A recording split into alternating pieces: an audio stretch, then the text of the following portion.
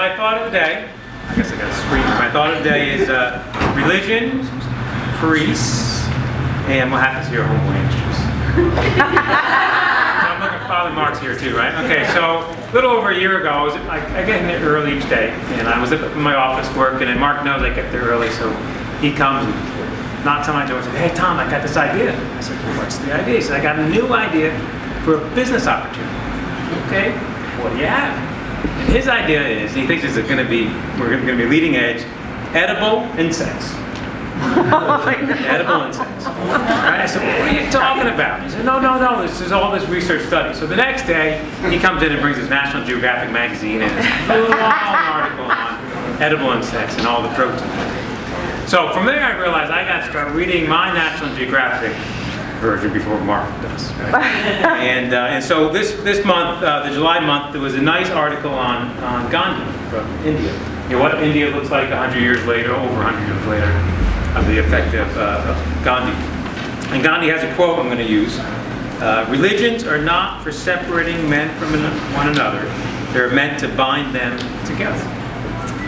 So, now look, Gandhi was a leader, born around the turn of the century, 1900, and he led peaceful demonstrations. And, India was, at the time, colonized by the British, yet it was a heavy Muslim and Hindu population.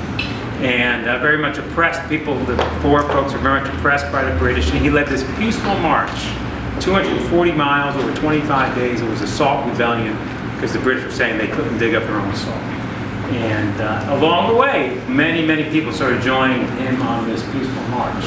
And he kept preaching that, this point, religions are not for separating men from one another, they are meant to bond. Right? And so I think about that as it relates to homeboy industries. And many of us come from different walks of life. Right? But we come here and experience what homeboy is about. And somehow we are bound together. Right? So people come from different backgrounds, different neighborhoods, different states, and yet something about homeboy industry brings us together. So moving on with my quote from priests. So here's the next one. Religion is a way of walking, not a way of talking. Right? And that's from an Anglican priest called William Inge. Right?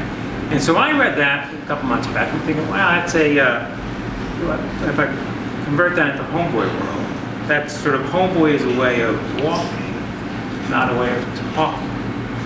And many of us come to this place to heal, right?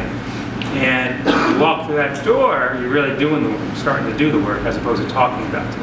And I think that sort of is apropos. So my last piece to talk about. So I love reading, although I want to say when I went all through high school, I don't think I ever read one book in my life, but later in life I started reading and really pushing towards learning that way. So I was on vacation a month ago, and I was trying to choose which book to bring along on vacation. And I've heard Greg say on a few different occasions, the one book that changed his mind or really made him want to become a Jesuit is? Wounded Knee, right? I'm glad you missed that. Yeah. So it's published in 1970, Bury My Heart at Wounded Knee. And essentially it's about the oppression of the Native American Indians for over the 50 years, really 100 years time frame, but in this critical 50 years. And so it always struck me that whenever Greg talked about the book, he would quickly mention that. After reading that, that's when he finally decided to become a Jesuit priest. And so I'm thinking to myself, okay, I had that much profound effect on Greg. I'm going to buy the book and read it and see, do I get touched the same way? So I'm reading the book, and it's a chapter, there's like 19 chapters, and each chapter is about a different Indian tribe and their leader, and how they were sort of moved out of their land to another land, and the government said they would provide food for them and safety, and that didn't play out. And one sort of demonizing of these Native American Indians, one lie after another, and it breaks your heart reading each and every chapter. And so I'm getting halfway through this book, and I'm thinking, what is it in this book that Greg found his calling? Because I'm definitely not feeling it myself, right? But it is a on and on and on. And really, if you I take step back and put it in context, right?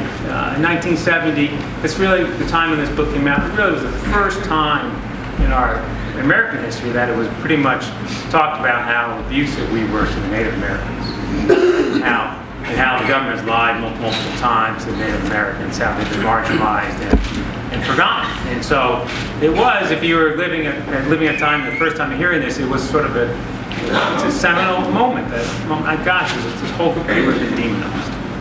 And the more I thought about why, what the work of Gandhi is about, starting with social injustice, what this book of social injustice of Native American Indians is about, and then further in the thinking is really, the point is, and this is where it comes all the way down to Homeboy Industries, right? Beyond fighting for injustices for ourselves, for our people, the higher calling is recognizing that there's goodness in every one of us, and that as we nurture our own goodness and trust this goodness in our neighbor, in our fellow person, that then we bind together, right? And that's really what kinship is about. And we use the words kinship and compassion and community often.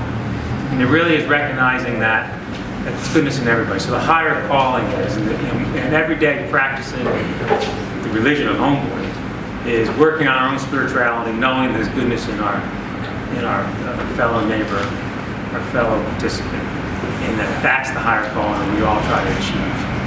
So as every day, so my thought of the day is Homeboy Industries. It's beyond religion. It's beyond sort of priests and injustice. But it is about, this is a holy place where we work on each other, and we find kinship, and we are bound.